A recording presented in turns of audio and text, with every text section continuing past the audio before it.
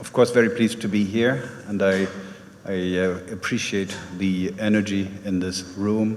I think the prospects for Montenegro are very good in the financial market area, and I think in that context it's clear SEPA, when it is about payments, some people say it's a commodity, but it's a very important commodity because payments are the lifeblood of financial markets, needless to say. So if payments can be more efficient, that's, I think, as you said it already, and I would repeat that, and our Anglo-Saxon friends would put it this way, it's a no-brainer. And it is for this reason that we've early seen interest from even places in Europe that don't use the euro as their main currency, like, for instance, the Channel Islands, or officially they're called the Crown Dependencies. They were very interested already in 2011 to become part of SEPA. Of course, Switzerland was very early in part of SEPA already as 2008, 2009, even though Switzerland is using its own Swiss franc. But it is quite clear to them, and Swiss people, as you know, you don't need to teach them much about finance. They know what they're talking about. So SEPA is quite clear that it is very much of interest to them, and it's key, it's crucial to them.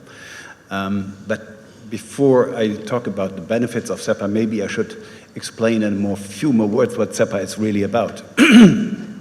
Because SEPA is not just about harmonizing payments, it's even more than that. It is actually following the same set of rules everywhere. It's not just getting closer or narrowing down any gaps. No, it is actually the same set of rules for payments, for euro payments everywhere in SEPA.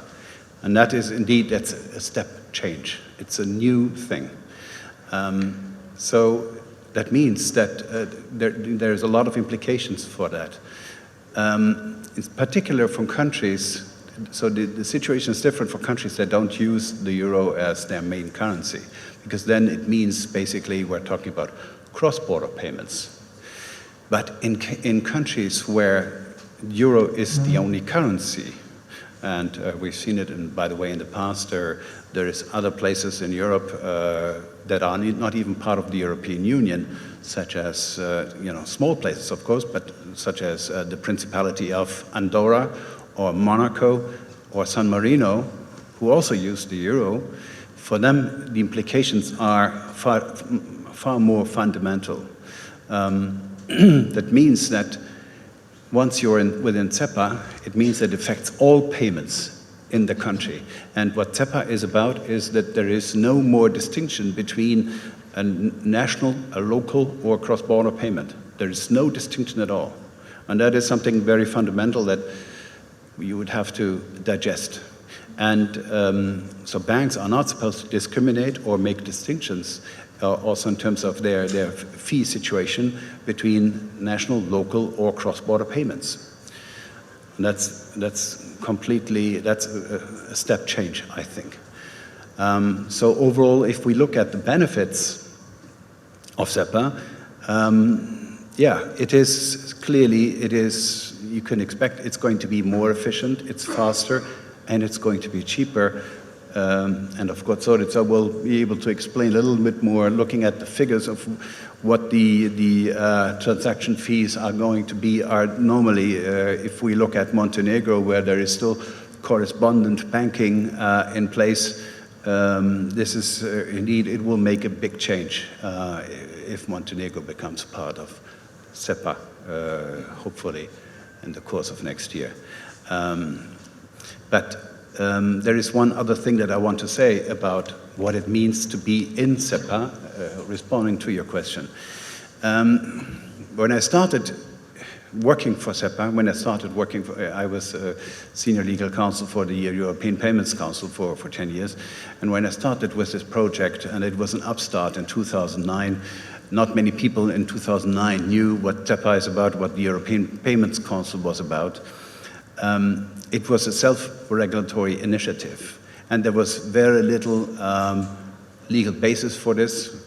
There was the first Payment Services Directive that was in place already, and then there was another regulation about cross-border payments, but there was not much else. So the rest of what SEPA meant was created by the European Payments Council in the form of the SEPA scheme rule books for credit transfer and for direct debit, and that was it.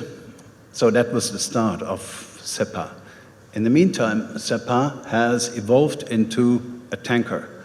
It's a big ship, because we are looking at 36 countries in the meantime that are part of SEPA, and we have various committees, fora, bodies who look into SEPA as part of their job. We have the EPA that issues, the European Banking Authority, that issues guidelines on things that are directly relevant to SEPA, which means two-factor authentication or major incidents reporting. There is more and more coming out. It's also, of course, linked to the Payment Services Directive, which in the meantime is Payment Services Directive number 2, and there is already, unfortunately, number 3 on the horizon somewhere. But overall, the body of law and all the recommendations and the fora that look at it is increasing. So that means that you would be joining a tanker. The flip side of it is also that, well, it's going to be a bit more difficult to influence the decision-making in SEPA, because you're becoming part of a monster in the meantime. It's become a monster. So you would always, it's also a manpower issue, because you have to follow up on what's going on, what's happening, because there's many evolutions in the meantime. So there is a lot of innovation, and yes, indeed, we were asked by the European Central Bank, for instance, to put in place the SET INST, the Instant Payments Scheme, in 2016, and it was, I think we issued in 2018. And in the meantime, it's become quite successful. Although there are still some issues with it, because the way the option for the consumer of relying on instant payments, the way it is done, is not very coherent among banks, because it's an optional scheme at the moment.